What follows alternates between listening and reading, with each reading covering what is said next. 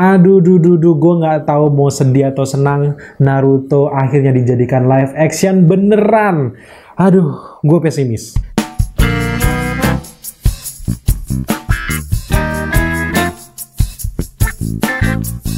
Hey guys, welcome to Daily Screen. Yap, kita punya informasi terupdate buat kalian anime lover. Setelah Dragon Ball dibuat live action, One Piece dibuat live action, sekarang giliran Naruto yang akan dibuatkan live action oleh rumah produksi dari Lionsgate. Sebenarnya ini bukan berita baru.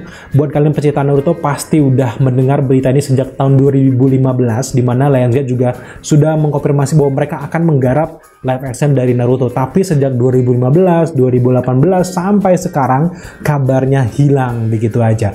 Barulah setelah hype dari One Piece di Netflix yang juga dari segi marketing menurut gue keren banget, jor-joran banget Netflix.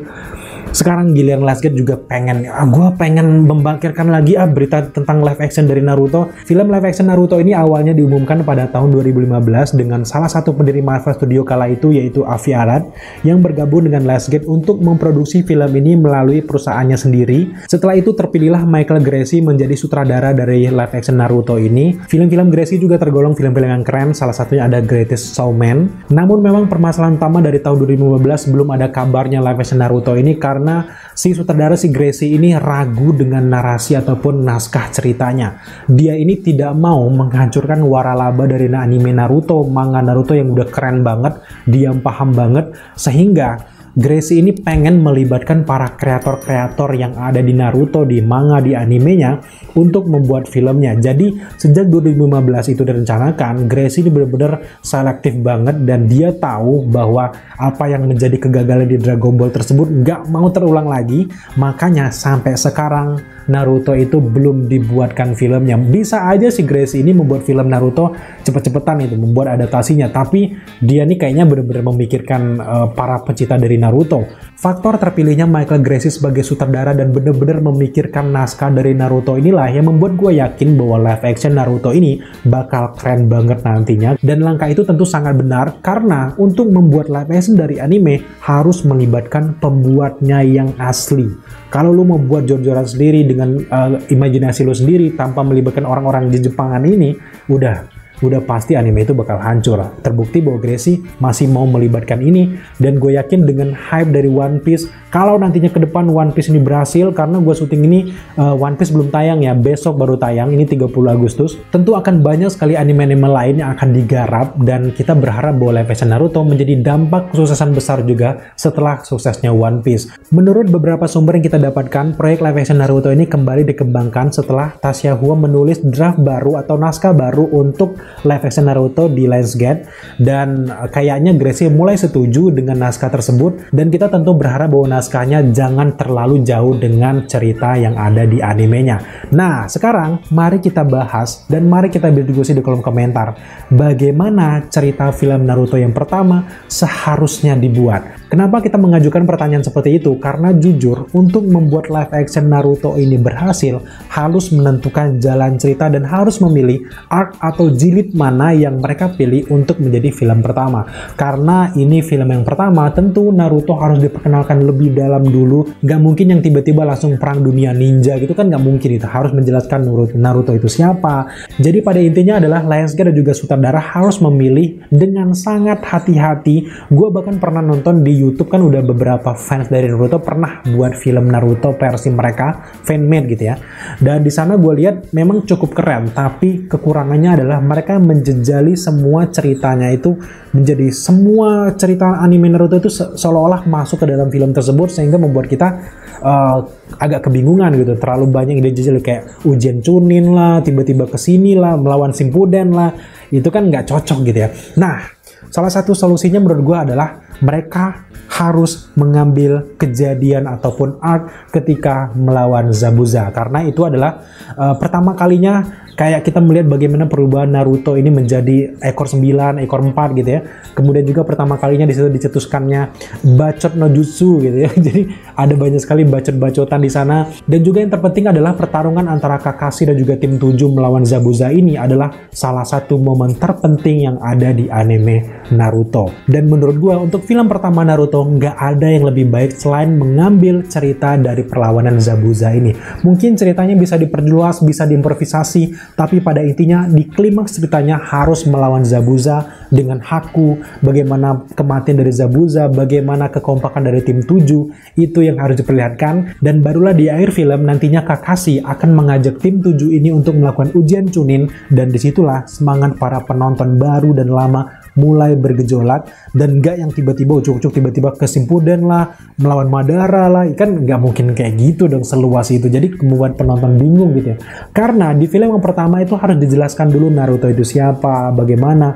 Nggak usah bertele-tele, mungkin 10 menit lah cukup untuk memperkenalkan Naruto, Sasuke dan sebagainya. Lebih tepatnya di sini akan diperlihatkan bagaimana usaha dari pembentukan tim 7, pertemuan dengan Kakashi, bagaimana mereka mendapatkan tugas pertama. Itulah yang harus dieksplor lagi. Kan dari pertarungan Zabuza itu kan panjang banget. Ada banyak sekali hal-hal yang bisa dieksplor kayak gitu, kayak Haku. Setelah itu kita juga melihat bagaimana pengkhianatan dari Gato terhadap Zabuza. Zabuza juga bagaimana ia menangisi kematian dari Haku. Itu kan gila, keren banget. Meskipun Naruto bukan menjadi center utama mungkin di film pertamanya nanti, tapi tetaplah kayak Naruto kan melanjutkan kisahnya kan. Yang terpenting adalah bagaimana mengambil rasa dari filmnya nanti yang membuat fans ini ingin menantikan film keduanya. Jadi setelah film pertama berhasil, jangan lama-lama, sekitar setahun atau 2 tahun dibuat lagi lah film yang kedua.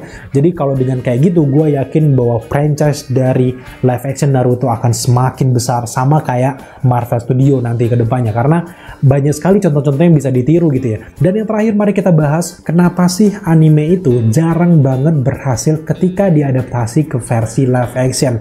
Ada banyak sekali rentetan anime yang udah dibuat versi live action yang mungkin kalian nggak tahu, itu karena memang sejelek itu filmnya dan nggak berhasil. Ada beberapa poin menurut gue yang menyebabkan anime ini gagal di versi live action. Yang pertama, kalau di versi anime itu kan ceritanya memang sangat panjang, sehingga sulit untuk dibuatkan adaptasinya di versi live action. Apalagi para pembaca manga ataupun penonton dari animenya ini selalu menginginkan filmnya sesuai dan mendekati dengan cerita originalnya. Beda kasusnya kayak comic book seperti Marvel, DC, itu kan mereka bisa berimprovisasi dengan sangat baik, sehingga penonton juga bisa melihat sisi berbeda dari versi live actionnya.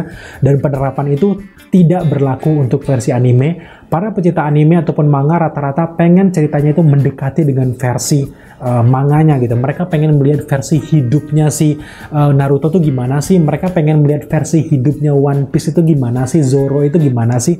Itulah yang menjadi penyebab utama selama ini gagal, karena orang-orang barat di sana mereka nggak mau mendengarkan para fans. Mereka pengen buat cerita pada si mereka sendiri, pengen buat universe mereka sendiri, art mereka sendiri gitu. Pada akhirnya para penggemar tidak terlalu merespon positif ketika anime kesayangan mereka dibuat versi live action. Dan di poin kedua menurut gua adalah baik di versi manga ataupun anime, biasanya mereka itu selalu menonjolkan pertarungan-pertarungan yang epic, menegangkan, kayaknya lebih banyak pertarungan-pertarungan gitu ya. Sedangkan kalau di versi live action selama ini yang pernah dibuat, mereka lebih banyak kayak membuat ceritanya, jalan ceritanya gimana, sehingga kayak pertarungan itu cuman ada di titik tengah, kemudian juga bombastisnya itu di akhir gitu ya. Di poin selanjutnya menurut gue, baik dia manga ataupun anime, cenderung memang cerita yang mereka hadirkan itu simple, mudah dimengerti, sederhana, nggak yang bikin mikir gitu ya. Karena memang notabene-nya memang anime-anime ataupun manga ini kan awalnya memang dibuat untuk umur-umur 1 sampai 18 tahun gitu ya. Sedangkan kalau di versi live action kan mungkin ada yang umur 30 tahun yang nonton, itu kan berbeda banget gitu ya. Jadi solusinya adalah harus dibuatkan cerita yang juga simple sama seperti di animenya. Nggak usah yang harus mikir kayak lu film yang mikir teoritis gitu, nggak perlu. Jadi fokus saja dengan pertarungan yang epic, dengan cerita yang sesuai dengan anime. Jujur nanti filmnya akan berhasil. Dan penyebab yang terakhir menurut gue adalah dari segi plot, suasana, latar, penggambaran karakter memang lebih banyak diambil orang-orang Asia. Suasananya Asia banget. Nah tiba-tiba dibawa ke live action, suasananya tiba-tiba ke barat-baratan, hanya karena mereka pengen ceritanya lebih diterima oleh banyak orang, universal, dan itu nggak masuk blast, nggak masuk sama sekali gitu ya. Banyak sekali orang-orang pembuat film Hollywood di sana tidak menghiraukan kritikan ini. Buktinya salah satu anime yang paling sukses menurut gue adalah Samurai X. Justru mereka lebih banyak mengambil orang-orang Asia dan Jepang dan terbukti sangat berhasil. Jadi intinya menurut gue adalah live action Naruto nggak apa-apa pakai bahasa Jepang dengan muka-muka Jepang, dan nanti ujung-ujungnya juga orang-orang luar negeri yang juga udah tahu dengan anime Naruto pasti nonton gitu ya, ketimbang kalian harus buat pakai bahasa Inggris, orang-orang Inggris. Mungkin kalau bahasanya nggak masalah, tapi wajahnya itu harus di Jepangan gitu ya. Itu adalah salah satu faktor yang paling krusial menurut gue gagalnya live action dibuat kalau diambil dari anime gitu guys. Nah, kalau menurut kalian poin-poin yang membuat anime ini gagal apa saja? Silahkan tambahkan di kolom komentar di bawah.